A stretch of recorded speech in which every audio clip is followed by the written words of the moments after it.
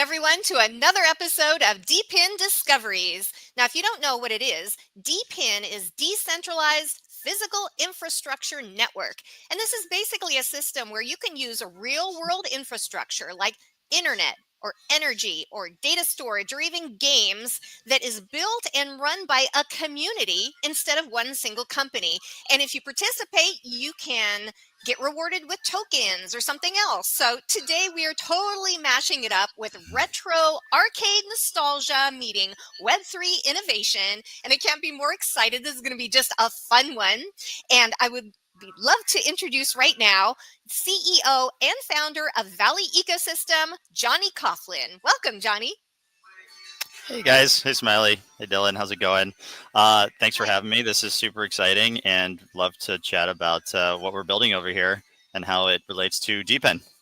Nice. You thought I was going to go, here's Johnny, didn't you? Yeah. Does everybody do that? Oh yeah. Yeah. Yeah, I'm also here with Dylan Swartz, CEO and founder of Rogue Evolution. And at our company, we build AI hardware for everything that you could possibly need. If you have any kind of hard compute, problems that you need solved, we can build the hardware for it. We can customize it for you, as well as we just love supporting the DePIN community through education and community growth. And that's what DePIN Discoveries is about. We love discovering different projects, different companies that have been building and making something amazing that you can get involved in, like today. But before we get started, I would love to start with a game. Are you up for a game, Johnny? Yeah, let's do it. Okay, this is called Name That Game. Okay, I'm going to give you a clue and you name the game. Oh boy. So, Okay.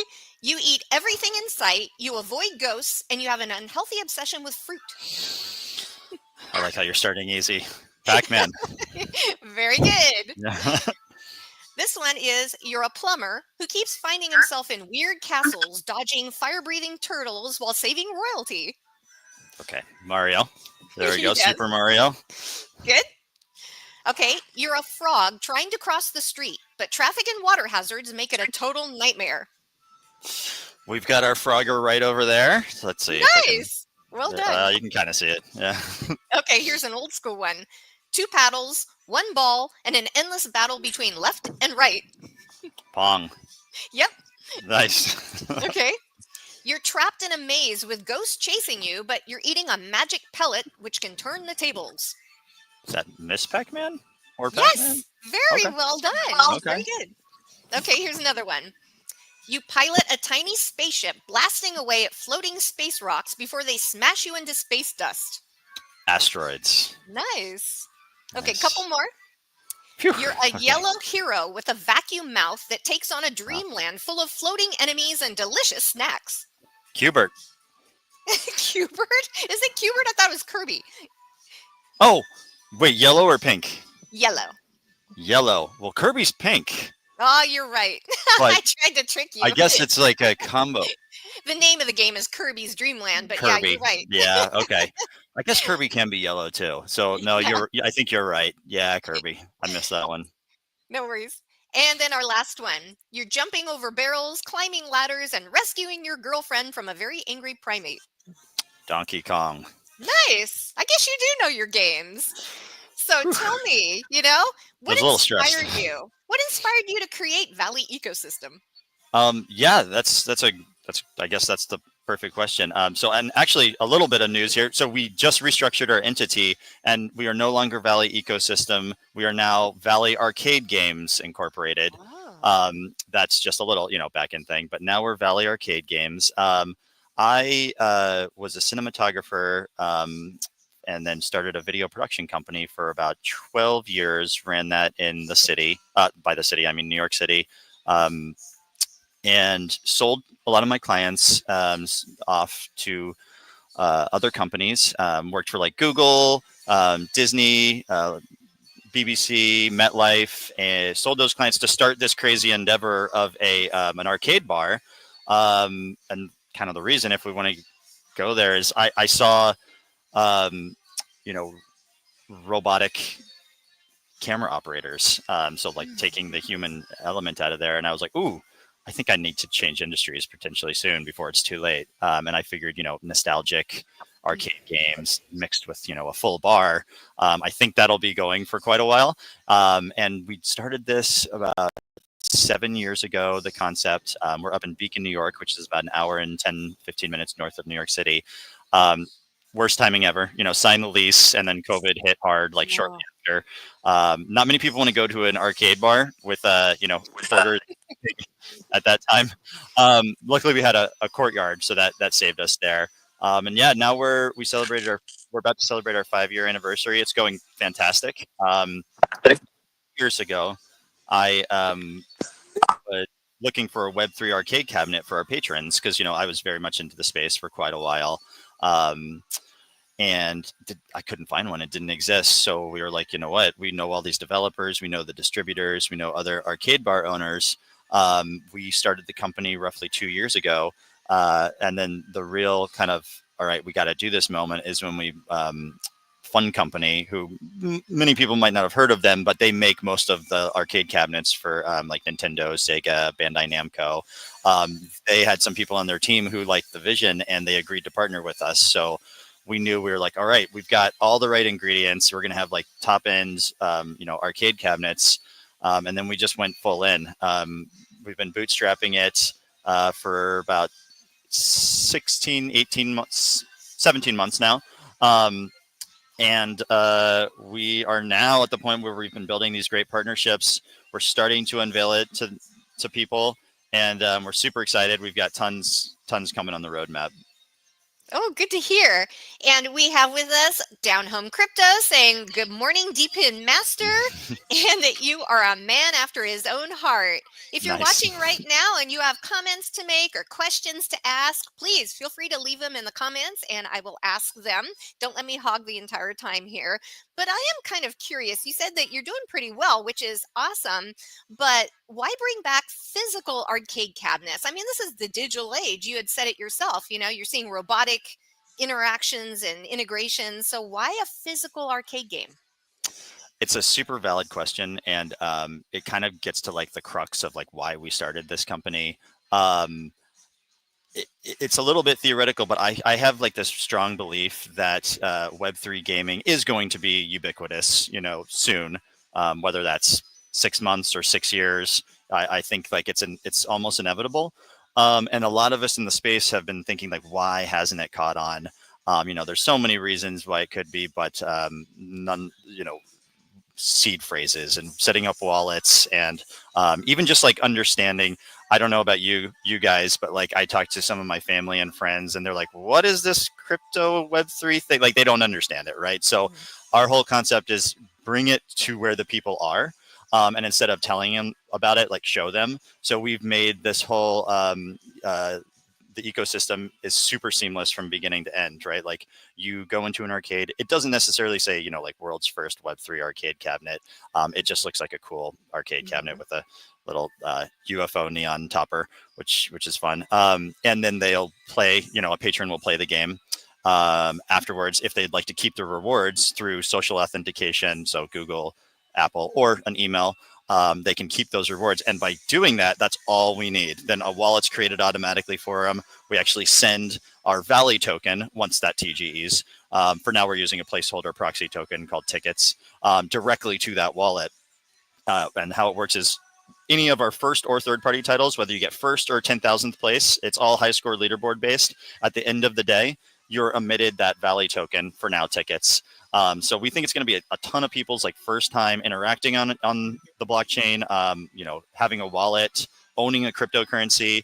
And then, even at that point, I think a lot of people won't really realize what it is until they can then the next day go up to the bar. And then if the venue decides to incorporate this element, they can say, yeah, would you like this beer for, however many Valley tokens that it is. So they've now played a game for free or for a quarter or whatever the venue sets up, and then they go and they earn like a free beer. So that's I think like the simplest way to kind of get people to understand like what crypto can and should be. Like kind of giving like cutting out in a lot of ways like the middleman. So that's the really base concept, and then of course there's a whole DePIN element as well. Nice. So, I talked to a lot of friends about Web3 gaming, and one of their biggest complaints is the games are terrible. So, how many games do you have currently, and how did you go about designing a game that people would actually want to play? Did you model it on another game, or is it something totally different? Yeah, no, I definitely agree with that sentiment. So right now we have one, two, three, four, five, six. We have, including our Discord games, I think we have 10 games available. Wow. Um, we definitely subscribe to that. There's a lot of like not so great Web3 games out there. AI can do amazing things, but for us right now, we're just using it as a tool to help our developers. We're not, fully developing games using AI. That moment I'm sure will come at some Mhm. point down the line where you can create like fantastic games just with AI.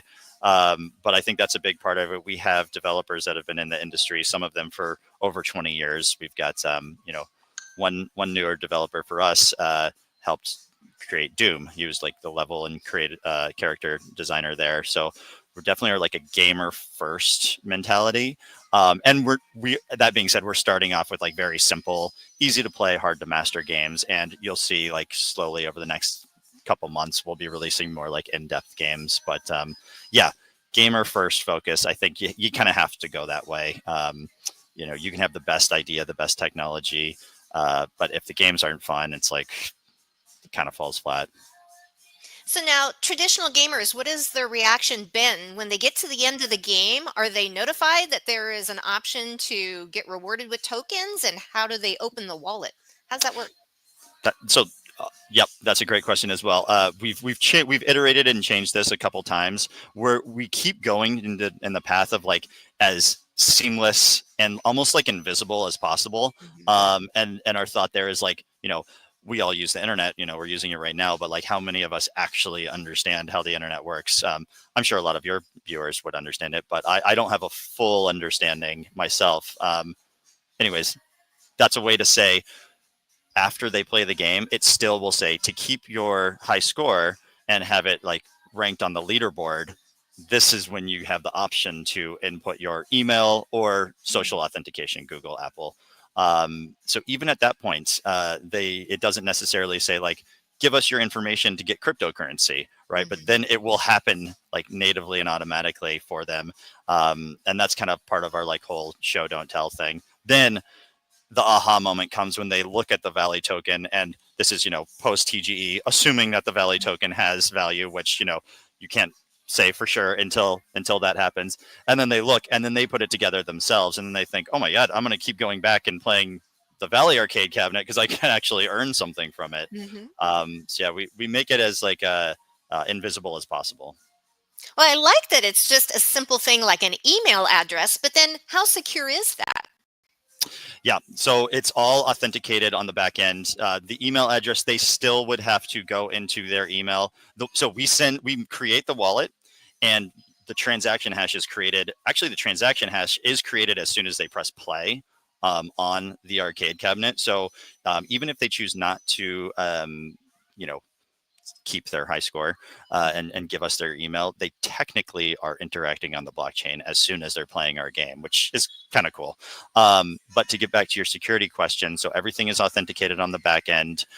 There's no way that you can actually like spend token currently at the arcade cabinet. That would all be done the same way that it's currently done, like through whichever wallet. If they are a native Web3 person, so they can use, Coinbase, MetaMask, Phantom. It's all the same security process there.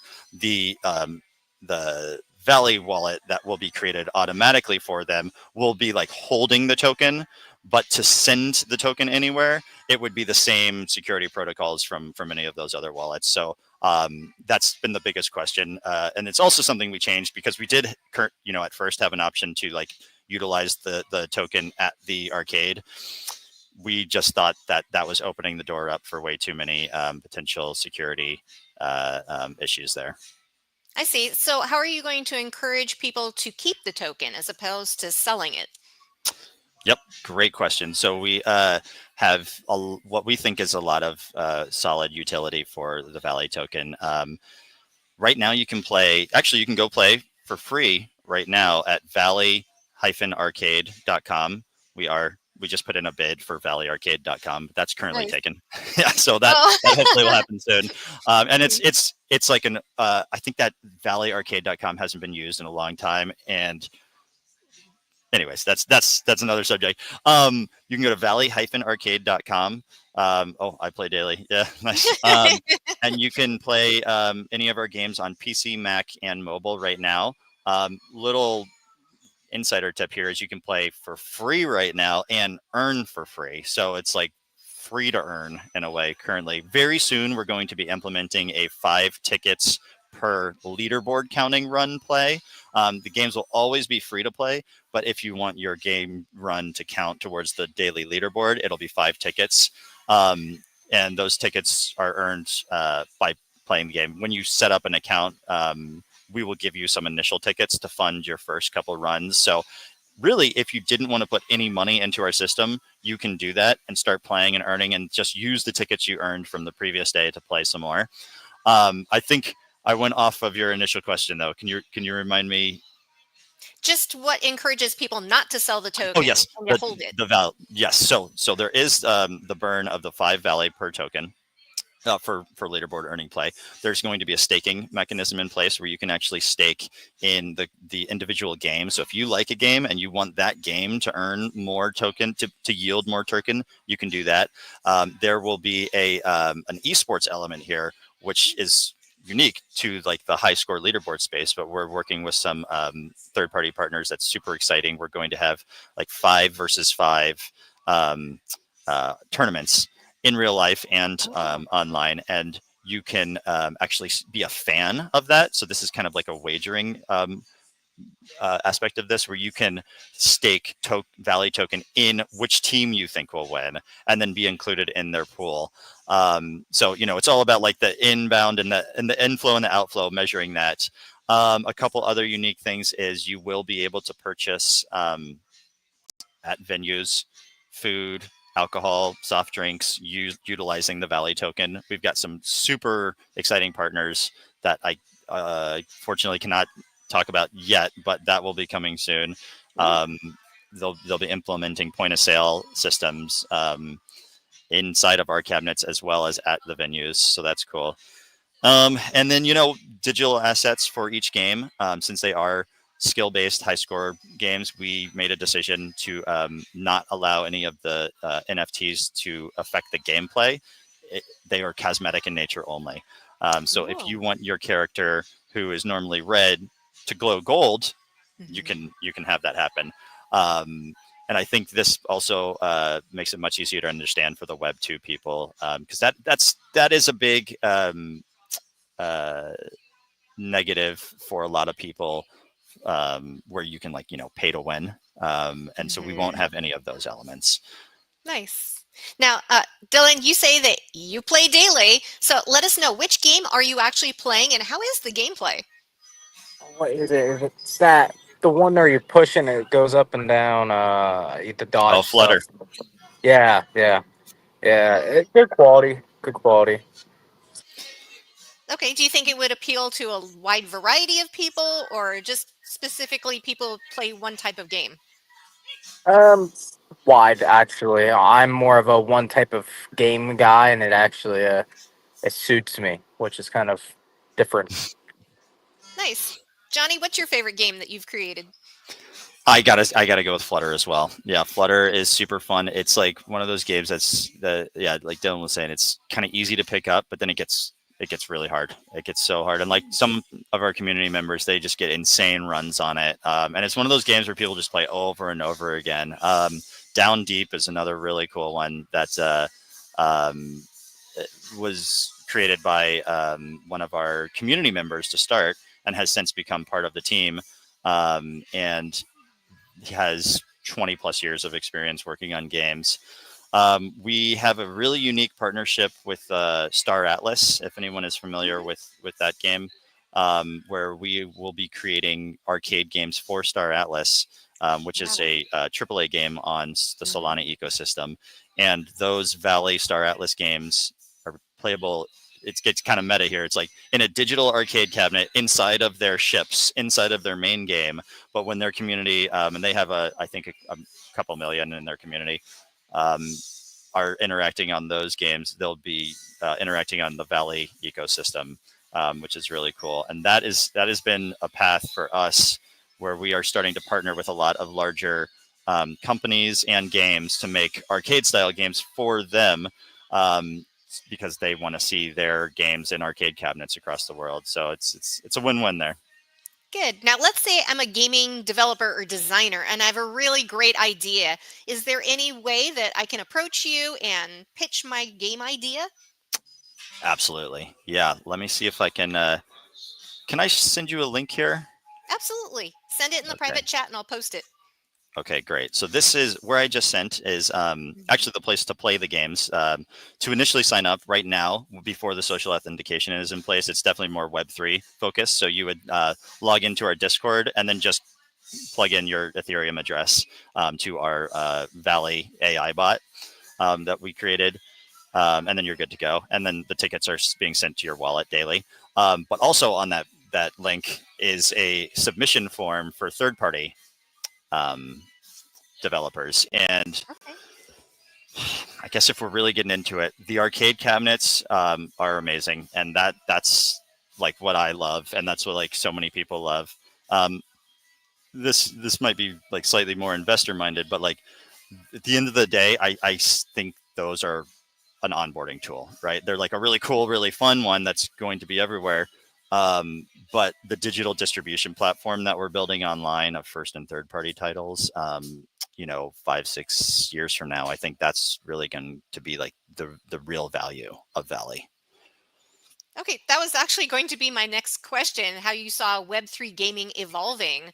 And I noticed that you had mentioned that NFTs in gaming, you didn't particularly want them to be able to be changed. Is that right? It's just a static one? So yeah, and I do actually love some like full Web3 games where it's like MMORPG, and you're like purchasing land, and you can buy like an axe that can make your character the most you know powerful character in the game. I think that there is definitely a space for that, and that's cool.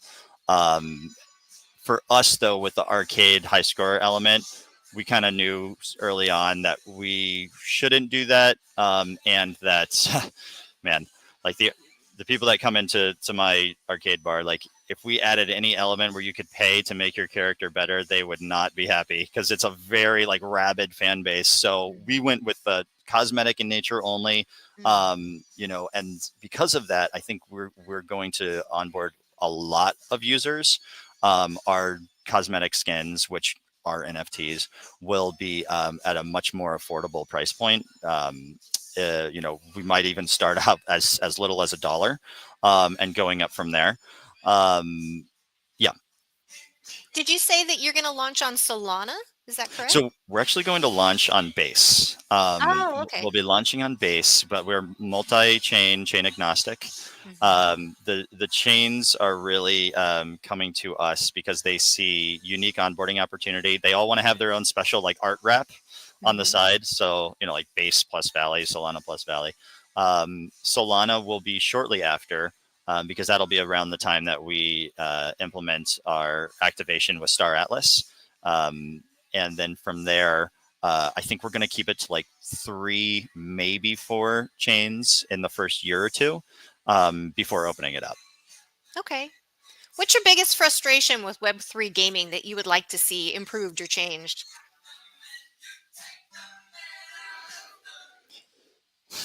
It kind of goes back to what we were talking about earlier, where right now most Web3 games are like made for people who understand Web3, which I also do love because I am one of those people. You are seeing a more industry-wide shift of making things more like seamless and hidden. I think that's kind of the big narrative of the past like 2 years is we're all realizing as an industry to reach the masses that we thought would kind of happen easier than it has, that we have to make it as simple and seamless as possible. So yeah, it's still just the barriers of like creating a wallet, seed phrase. I know there are so many companies and projects working to make that easier every day, though. So hopefully that will be a thing of the past soon. I hope so. So I'm just calling you out here. What's the very worst video game you've ever played? Man, probably the ET game from I think it was the 80s. Right. And that's classically known as one of the worst of all time. It was made by like a developer. I think there's like a documentary on it. If you really want to delve into it, it's pretty wild to watch. Um, it's something like there was this pretty good developer, but he was given like a month or something to make like a full game, and it's so bad. It's terrible. It's almost like fun to play because it's so bad, though. Right. It's like going to become a cult classic or something like that. Hmm. What's the most popular game in your place in that location? Well, we just got. You can see behind me Hmm. here. It's called Killer Queen, and it is a newer like indie arcade game. It's a 5v5, Oh, wow. which is crazy, and it is like a modern take on Joust. For those familiar Hmm. with Joust, that one's really fun. We have a Dance Dance Revolution. Here, I'll do like a quick sweep here. Ooh, That is my absolute favorite. I rock that. it's way in the corner over there. Yes. Um, no, we've got what else? We've got over here. We've got a few games. We have 30 plus games right now. Dance Dance Revolution super popular. Um, the pinballs. There's been like a pinball revolution renaissance Mhm. over the past like 2 or 3 years. All especially like 20 somethings. They're all playing pinballs right now, and I think it gets to more of the like the tactile thing because like everyone is Mhm. so um, digitized, and we're all on our phones and at home. So like when they just want to like feel something in their hands, I think. They want to click the flipper, and can Yeah, they tilt and affect the yeah, gameplay? No, that's yeah. cool. So, what would you love to see? What's your absolute favorite game that you would like to see come up on a cabinet next? There was an indie game, I think like 10 years ago now. It's kind of, for people who are gamers, they would know it, but it's somewhat obscure for those not. It's called Super Meat Boy. And it, if you haven't heard of that, just check it out. It's really fun. You're just like a little square, almost cube of meat, and it's very arcadey. Like you just have to try to Hmm. jump and bounce around and try to avoid like spinners that will, you know, destroy you. But it's super fun. Now, you mentioned free to play, but at this location at the cafe, do people bring quarters? Do they get anything with their money other than food? How does that work? Yeah, so we actually we were going to be free to play, and then I was talking to a manager of a chain around here, like a well, actually now I think they're national, called Barcade, and they were one of the first, like the early like arcade bar concepts. And they were like they tried that at one location, and they found that the retention of the gamers went like way down. There's Hmm. some psychological element about like even putting in just 1 quarter that makes you like more into the game. Also good as a bar owner, arcade owner, because then you're getting that revenue. So we decided to do just 1 quarter. Even though I love tokens, I love the idea of like walking in with a pocket full of quarters and being able to play all day. So all of our games are a quarter, except for pinball is $1, because those games are just so much more expensive and like more complicated to fix. But most games are a quarter, and people love that because you can just come in and play all day for a pocket full of quarters. Um, the kind of sad reality is that arcades are not the money maker, right? Like it's the bar. It's keeping people, they want like an experience, so they will come to our arcade bar because they can play games and hang out with their friends while they're having a drink. The money that we make from games, it really just funds the repair of the games. But it works because then it's just like it's all something to like keep our patrons here and having fun. So now I come and I play and I'm earning tokens. Eventually, you'll have your TGE. Am I going to have any kind of governance or say in what happens in the future of the cafe? Yeah, that is another. So not of the venues themselves, but of the games that we will be bringing on to the Valley ecosystem, the token Valley token holders as well as Valley node owners will have governance, and part of that will be, you know, voting yes or no if we want a certain game onto our ecosystem. It will also be voting in the future, not for quite a while, if we want to open up our self-publish option. I think that's the longer term goal, to turn this into, you know, like what Steam and Epic and all of the distribution platforms are doing, where anyone can self-publish, and then it really becomes a community-driven project of like the games that are played more, you know, rise to the top. But for now, especially over the next year or two, it'll be more curatorial, and yeah, that's where the governance will come in. Cool. And let's say I'm having a party. Do you rent out these games? Can you bring it to my party? So for the actual games, our MSRP we're looking at is $5,500. We are going to start pre-orders here very soon for $500 off, and that is like mid to low range for a professional indie arcade cabinet. You can purchase those outright. You don't have to be a venue owner. I know a lot of our community is planning to do that for their homes and apartments. And yes, at that point, you can, you know, rent that out for any event. I think kind of the cooler thing here, though, is, and this is what a lot of our community members are planning on doing, is purchasing a cabinet and then placing it in their local arcade bar or their local bowling alley, movie theater, shopping mall. And at that point, they are earning a percentage of the Valley token as Ooh. the cabinet. So these arcade machines, the industry term is cabinet. Mhm. So they're earning a percentage of the Valley token from the arcade cabinet, based off how many people are playing that cabinet each day. And this is kind of more into the DePIN element. They are earning from each cabinet comes with a node, so they're earning that because that's running daily as well, and that the reward is Valley token for running your node and helping our network there. And then also an extra element is, this is what a lot of distributors do now, is they will place a cabinet at a venue and then do like a 50-50 split of the fiat of the token that goes Ooh. into the so there's three different ways that you're earning off the cabinet. And you know, two Valley token, and then one the however the venue decides to receive payment. I like it. Now, I know that you don't know exactly how much that token is going to be worth, but based on what you're seeing and the activity and the interaction with the game so far, how soon do you think somebody could ROI on this? Let's say I So want to buy my own cabinet. yeah. I'm just going to, just like for legal purposes, Mhm. be as safe as possible here. And if you put aside the Valley token element, which is, you know, probably going to be the biggest element, but we have no idea. You know, we won't know until the market decides. If I'm thinking just from like a traditional purchasing this Valley cabinet and placing it in an arcade bar and say a 50-50 split with the revenue, you're probably getting, you know, from what we've seen at Happy Valley, like 100 up to $300 a week, Oh. on the low end, I would say.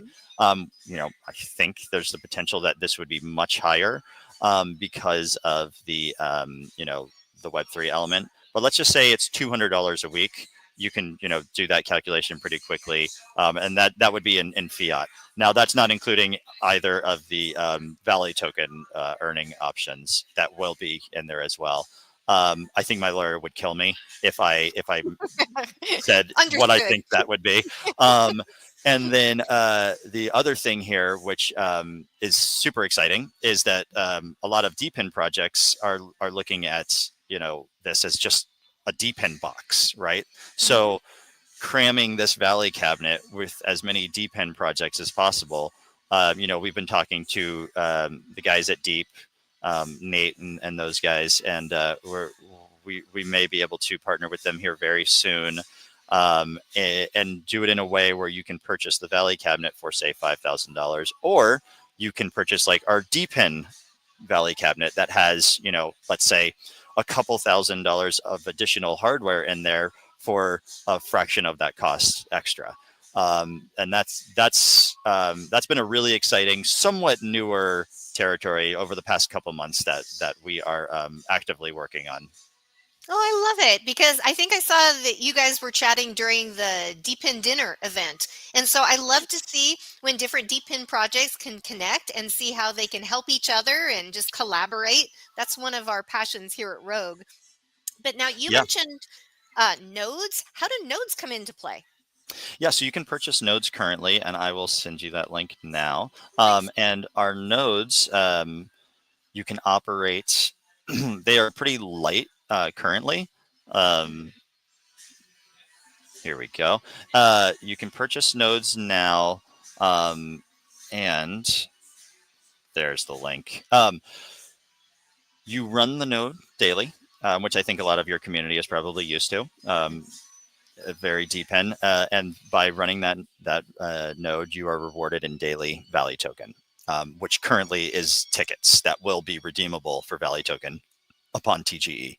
Um, you can purchase up to 100 per person slash entity. In the nature of decentralization, we don't want one entity owning too many. Um, and each cabinet does include a single node currently. So there's that element. The first kind of an interesting thing here is that the first 500 nodes that are sold will include they all include an NFT license. So you are able to, as of a couple months ago, you can actually trade your Valley Node NFT license if you no longer want it, or for return, whatever you decide there.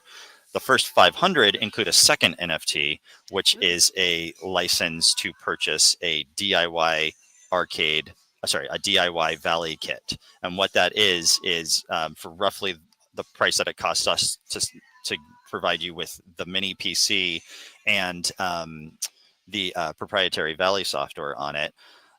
You can run that on your own setup at home. You could actually build your own cabinet, but it's the secret here is that it's earning at the same rate as our official $5,500 Valley cabinets, which is 8 times higher than what anybody else can earn at.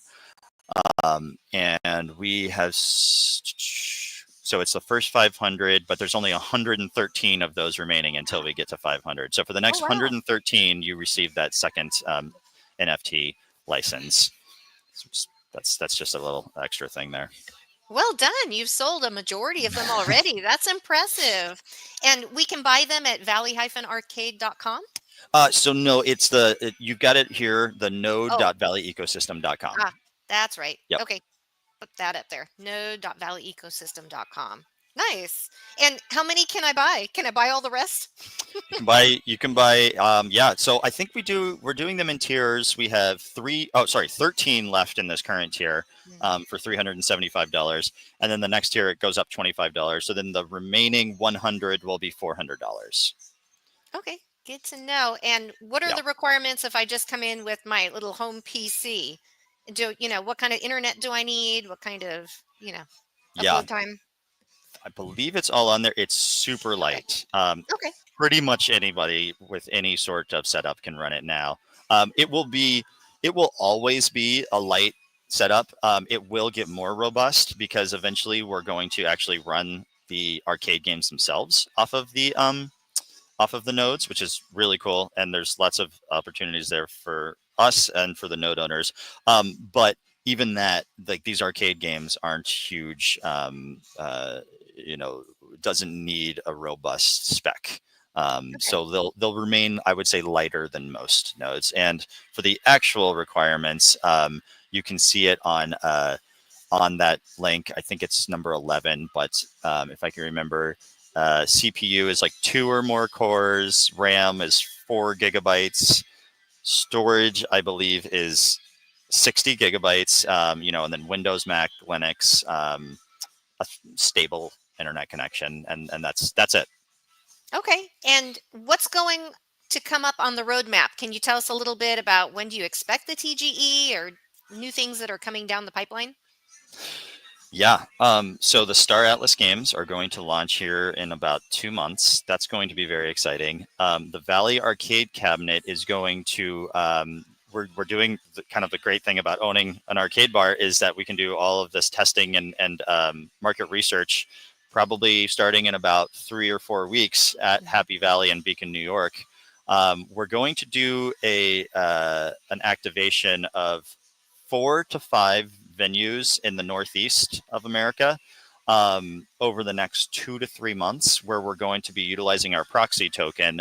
And the reason we're doing that is because we want our token like super solid. It's so hard with gaming to have like a token that we, if anyone has been gaming, you've probably seen so many like promising projects, and then the launch happens, and then it kind of they never come back, right? And it just goes like that. So because of that, what's up, guys? We are focusing like super hard on making sure that we give like all of our advisors, everyone that we're working with, like a couple months here to really work on the tokenomics before the token comes out. We want to do as little iterating on, like the inflows and outflows and like how much game each gets. That's going to be rock solid. And the cool thing is, if you are in the Northeast and can go to any of these locations, you can actually play the games, earn tickets, which is our proxy, go to the bar, and then pay with those tickets for beer, merch, food, all of those things. So it's great for venue owners because it's a buyout essentially. Mhm. It's great for people playing, and for us, it's like a relatively inexpensive marketing and testing fund that we're putting into it.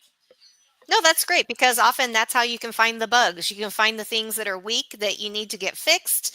Can you tell me what was the biggest challenge that you found in creating Valley Arcade and the games? Yes, I will. And I will say I did kind of like politically answer that question because I didn't want to necessarily answer the TGE question, because the answer is we're not sure yet. Okay. Um, but as soon as we're ready to go and locked in on that aspect, then that'll come out. And sorry, challenges on what was that? Just developing Valley Arcade as a whole, the whole project and the games and the Yeah, cabinets. What was the largest challenge you faced and how'd you overcome it? yeah, okay. That so the hardware element is in ways easier than we were expecting, because we have a great partner who's been doing this for decades, and we've got a shipping logistics partners, which is awesome. Um, the software element was not super hard as well. It was combining them together. A lot of our Mhm. super experienced blockchain, as well as game developers and software developers, for some of them, this is their first time working with a hardware integration. So we had to go out and find a third party software company that specializes in that. That was a growing pain for sure. Um, but we've now have this great opportunity where we have the cabinet and the software companies that have the cabinet, and so they're like working on it every day, and it's really cool. But that probably slowed us down like 4 months, Wow. about a year ago. Well, tell me about the Valley Arcade team. I know you're the CEO. Who else is on the team? Yeah. So we've got Sharish, who is our acting CEO and staff lead engineer, and he's fantastic. He can fix and do anything. He has built a couple Web3 projects in the past, and is a game developer in his own right. And then, kind of, if you're looking at like the other side, our COO comes from the traditional Web2 investing and startup world, which is a great balance to have. And I feel like once we put those pieces together, everything just kind of clicked. Uh, so we've got kind of like the adult in the room, right, who's telling us all the things that we need to do to run as a successful startup, and then we've got like the ideological and more of the Web3 side of things that can help us like innovate and move at a rate that you kind of have to in this space. I feel like you need that balance. If you don't Mhm. have both of those on your team, for anyone out there with the project, I highly implore you to have some sort of balance of those two. Um, yeah, it's crucial. And then we have just like a ton of amazing developers. We have game developers from the AR VR space, from the traditional gaming space, worked on Epic Games for 15 years. We have awesome graphic designers, and then our partners, really take care of the hardware and the logistics side of things. Sounds great. So, is there any partner you're still looking for? You know, we're uh, as I'm sure you're aware, I have like 7 meetings a day. um, I am definitely in like meeting hell over the past couple months, but it's also exciting because like after every meeting, it's like, ooh, this is a kind of a new opportunity. You obviously can't chase every opportunity, but that's a good. Let me think about that for 1 second. What? So I I would say we've been going hard on the deep end side of things recently, and Rogue Evolution has been really great to talk to. I know we'll be talking more. I think we're starting to talk to more deep end projects. So yeah, actually turning the Valley Arcade cabinet, or maybe not turning it, but having an option for the DePIN side of things to purchase the Valley Arcade cabinet or purchase the Valley like arcade cabinet with all of the DePIN projects inside. So talking to more DePIN projects, yeah. Sounds good. I have a question here. Are there any plans to incorporate this into an upgrade on one-up gaming cabinets? Great question. We actually think that we're going to create our own version of that, probably 3 to 4 years down the line. That being said, One Up is obviously a well-known name now, so I think after utilizing the metrics from being in, like Round One or Dave and Buster's, which is on like we're starting to talk to Round One unofficially. That's everything unofficial, but after they see the metrics of our cabinets and some round ones, um, we will then probably be about a year or two out from going to the more consumer market. Um, we have plans to build our own, not anytime soon, but I think that would also be a great time to then open up discussions with a one up, because for them, they'll see at that point, hopefully that we are successful and ready to get into the same arena that they're currently in. So that could be a potential partnership there. Sounds good. So before we start wrapping things up, what did I miss? What else did you really want to convey to the audience that you wanted to tell everybody about, you're excited about? I would say just right now is the best time to start playing our games, or purchasing a node.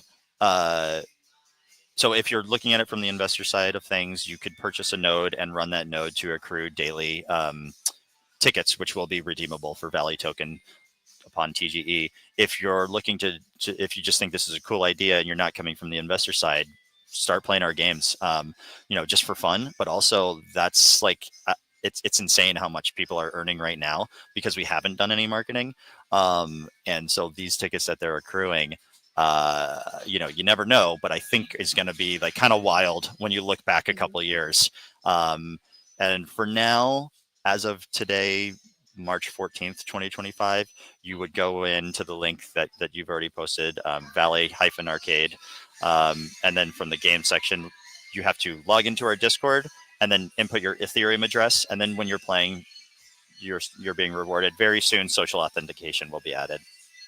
Great. Now you mentioned marketing plans. What are those marketing plans? Can you tell us about them?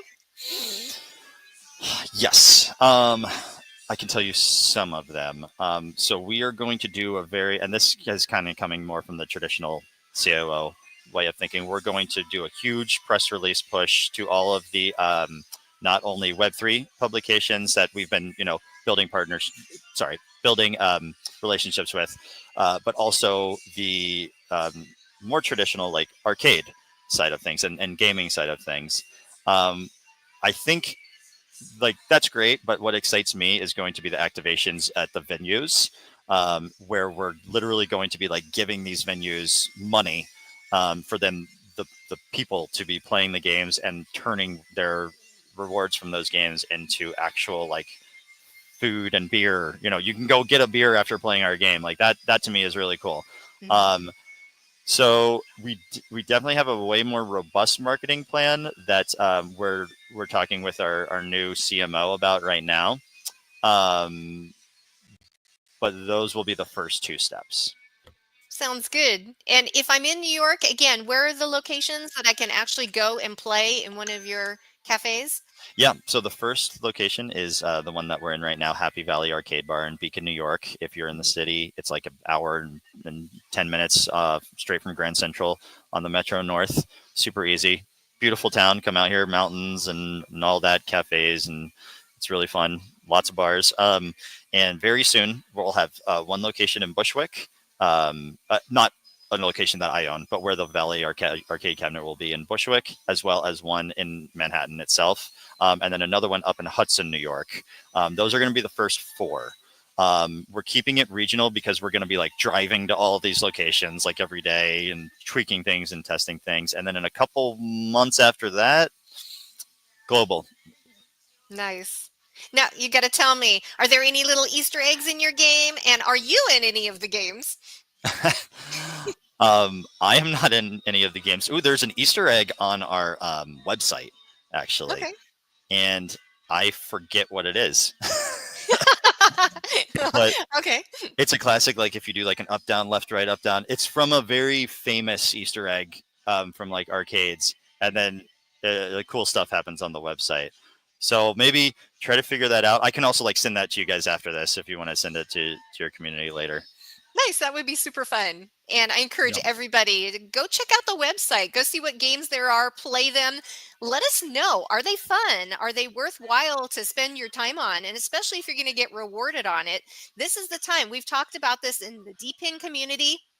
Getting in early is key, and you're early because they're still pre-marketing, they're still making sure that everything is ready and lined up. I love that when I talk to a project that has built everything and tried to anticipate every eventuality before they market, before they TGE, before then they open it up to everybody. And it sounds like you're doing all the right things, so I appreciate that.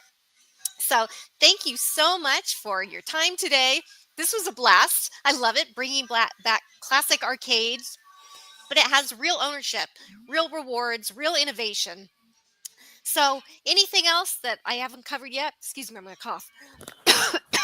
No, I think that was great. This is fantastic. Yeah, thank you for having me, Smiley. And like you said, start playing our games now. I think that's the best way to get involved or purchase a node.